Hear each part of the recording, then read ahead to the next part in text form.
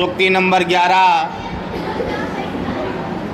बता रहे हैं, नर की अरु नल नील की गति एक कर जोई, जेतय नीचय है चले तेतव ऊंचय होय।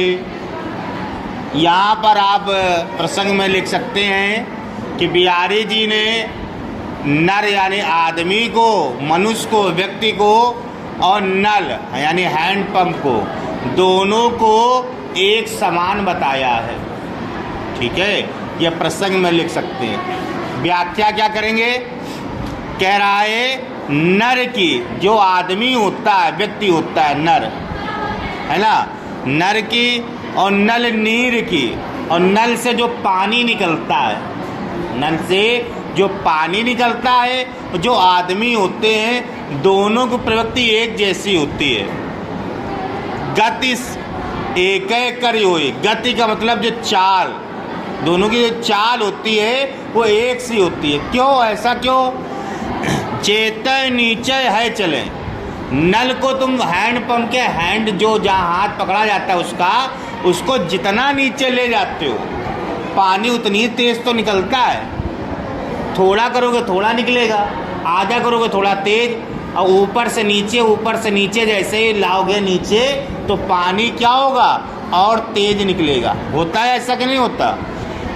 वही यहाँ कह रहा है, जेतो नीचो है चले, जितने नीचे आप उसको लेके चलते हो तेतय ऊंचाई होई, उतना उतना जल ऊपर होता जाता है, यानी बढ़ता जाता है। इसी प्रकार से मनुष्य होता है। जो मनुष्य है, जो व्यक्ति है, वो जितना झुक कर चलता है, झुकने का मतलब ये नहीं कोई भी दिखे तो झुक गया, झुकने का मतलब है सम्मान देना। जितना दूसरों को सम्मान देता है उतना ही समाज में वो भी सम्मानित होता है, यानी ऊपर उठता है। बात है समझ में? देखे होगे, कहने का सिर्फ इसका मतलब ये है कि जो मनुष्य की प्रवृत्ति होती है और नल रूपी जो जल की प्रवृत्ति होती है, दोनों एक समान होते हैं। क्योंकि जितना आप नल को नीचे की ओर आप दबाते हो, जल उतनी ही तीव्र गति से बढ़ता है। उसी प्रकार से जो मनुष्य झुक करके चलता है, दूसरों को सम्मान देता है, सम्मान में झुकता है, वह उतना ही ऊपर स्थान प्राप्त करता है, या उच्च व्यक्तियों के हृदय में उच्च स्थान प्राप्त करता है, ऐसा आप कह सकते हैं। आगे बता रहा है, बढ़त बढ़त संपत्ति सलिलु मनु सरोज बढ़ जाय, घटत घटत सो ना फिर घटे बरु समूल को मिलाई।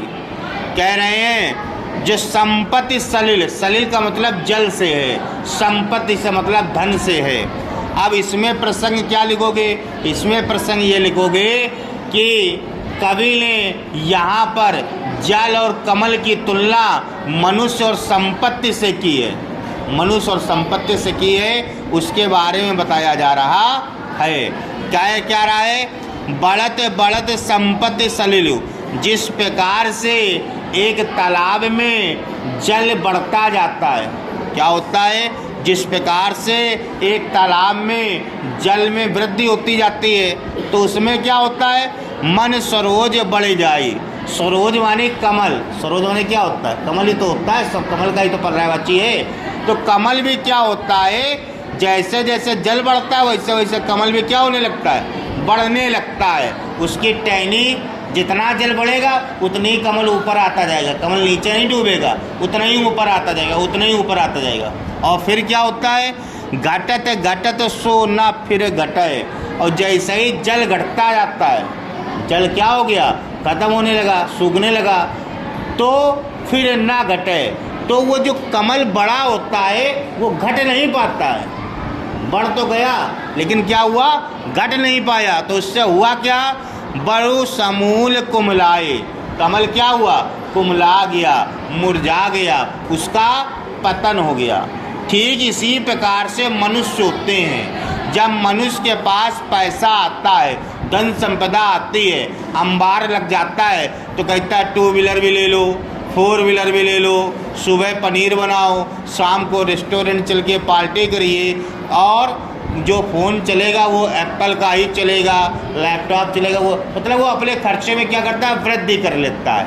अब वृद्धि तो कर लिया खर्चे में, पैसा आ रहा था, स्टेटस उसने मार्केट में बना लिया वृद्धि वाला, लेकिन अचानक क्या हुआ, पैसे में कमी आ गई। कमी आ गई तो अपने स्टेटस में कमी नहीं कर पाया, क्योंकि जो 4 व्हीलर है वो उसी के एवरेज से चलेगी। जो आपकी आदत है पनीर खाने की, वो आदत बनी रहेगी, छूटेगी नहीं। तो जब छूटेगी नहीं तो आप क्या हो जाएंगे, कर्ज में डूब जाओगे और आपका भी कमल के भांति पतन हो जाएगा। इसीलिए यहाँ पर कमल और तालाब की तुलना संपत्ति और मनुष्य की गई है। बात आई समझ में? रिवीजन कर लो।